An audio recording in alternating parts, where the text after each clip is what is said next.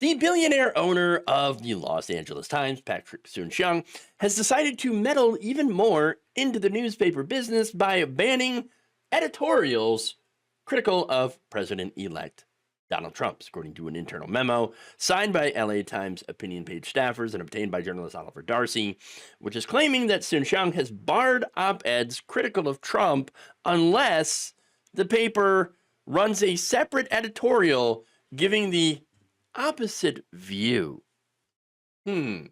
So basically, they're doing the whole, it's a both sides thing, except that it has to be enforced. This is enforced both sides. So what happens if Donald Trump does something indefensible? And it's not a question of if, it's a question of when.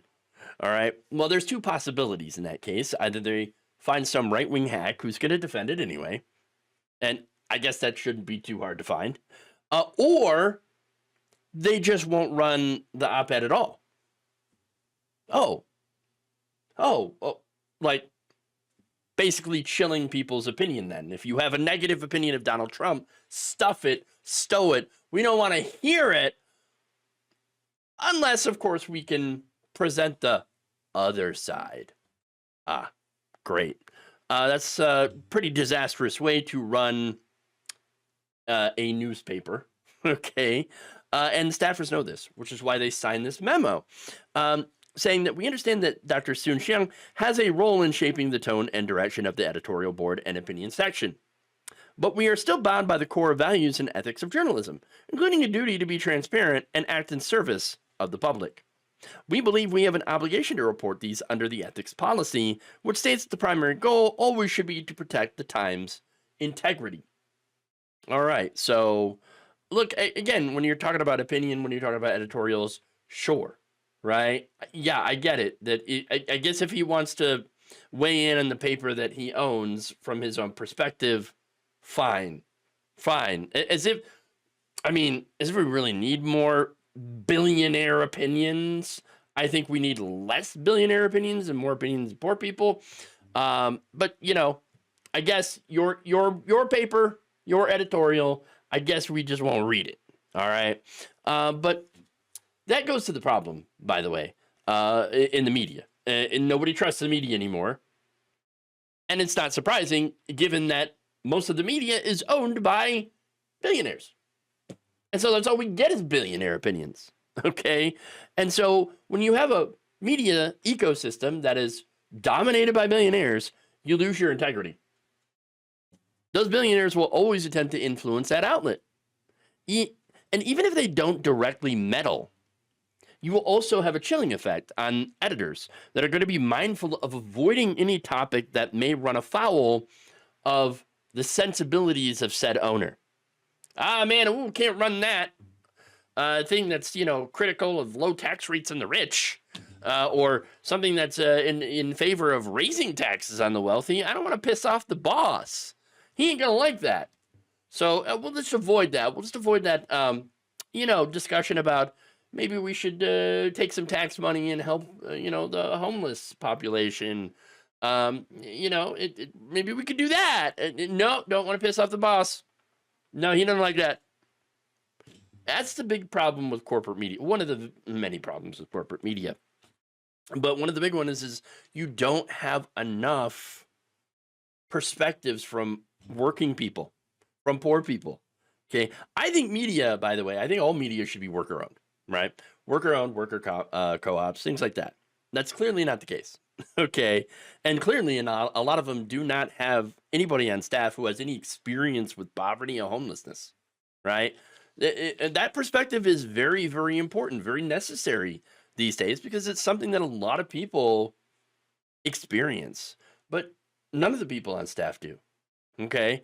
That said, it's not the first time that Soon-Shiong has meddled in the newspaper's editorial process. Remember, he killed the LA Times endorsement of Vice President Kamala Harris shortly before the 2024 election.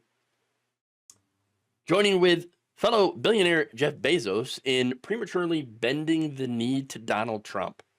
Yes, except Bezos, not so much of a bending of the knee, much more brazen about class solidarity with fellow billionaires. In fact, in an interview at the New York Times Dead Book Summit earlier this month, he said he's proud in what he did in meddling in the Washington Post endorsement of Harris. Quote, "We knew that this is going to be perceived in a very big way. These things punch above their weight. You can't do the wrong thing because you're worried about bad PR or whatever you want to call it. I am very aware that the Post covers all presidents very aggressively and will continue to cover all presidents very aggressively." So, hey, do you ever think that why doing the wrong thing gets you bad PR? I mean, think about that. Could it be because you're doing the wrong thing? That for the next 4 years, there's going to be a lot of harm to a lot of people.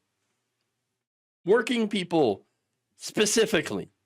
Okay, but hey, you know what? As long as Jeff Bezos doesn't have to suffer any personal consequences, he's fine. It's totally okay then. Oh, not only will Jeff Bezos not suffer alongside the American people when Trump's tariffs and deportation plan hikes the cost of groceries, when the end of the ACA subsidies, at the very least, makes health insurance, which is already unaffordable, even more unaffordable, when inflation ramps up even higher, while wages continue to stagnate or fall behind, when rents or mortgages go up, or God forbid, we go into an economic recession or a depression. All these things are possible. Jeff Bezos, though, will be fine. He'll be totally fine. In fact, he's optimistic. Okay. And why do I say we could go into a recession or a depression? Well, they're already looking at removing bank regulations. What happened the last time we went into a recession? 2008. Okay. What led to that? Oh, right, deregulation of the housing market, and then you had a housing bubble, which burst. Yeah. So, recession or depression. They're already looking at getting rid of these bank regulations that stop this. And then, of course, there's a much more lax regulatory environment expected when it comes to crypto. So, yeah. But hey, look, Jeff Bezos, very optimistic. He says, I'm optimistic this time around. I'm very hopeful. He seems to have a lot of energy around reducing regulation. And if I can help him do that, I am going to help them. I am very optimistic that President Trump is serious about this regulatory agenda. And I think he has a good chance at succeeding. He's not wrong about that part. Yeah, Donald Trump is going to kill the rules that prevent billionaires from ripping us off. And there is only one reason that you would want to do that. And that's if your plan involves ripping people off. So, yeah, or and protecting your obscene wealth, of course. I don't know.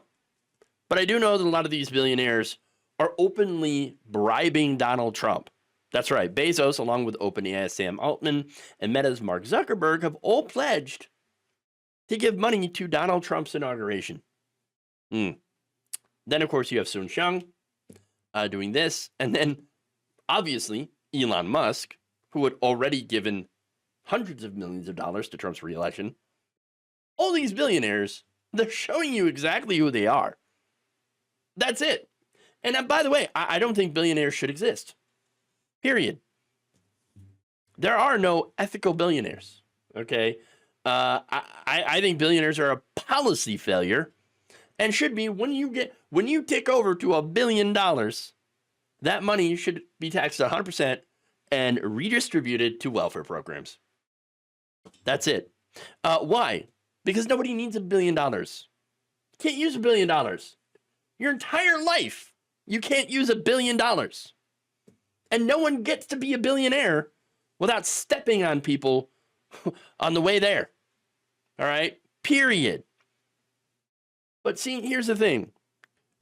These billionaires are now showing their class solidarity with Donald Trump. Before, a lot of them were hiding it because it wasn't cool to be a billionaire. It wasn't trendy. But now they're open. They're open with it. Okay? And they're openly siding with Donald Trump and Elon Musk, who are going to together perpetrate the biggest robbery of the American public in history. Get ready for it, because Trump, Musk, and the rest of his billionaire cabinet are coming for all of our wallets. Thank you for watching. If you enjoyed this video, please like, share, subscribe, hit the bell icon in order to get notified whenever a new video is released. And if you want to support independent, progressive media through this difficult time where it seems like everybody is shutting down, you can become a member on our YouTube page, you can become a subscriber on Facebook, or you can go to my Patreon. It's patreon.com/Jeff Waldorf. Thank you.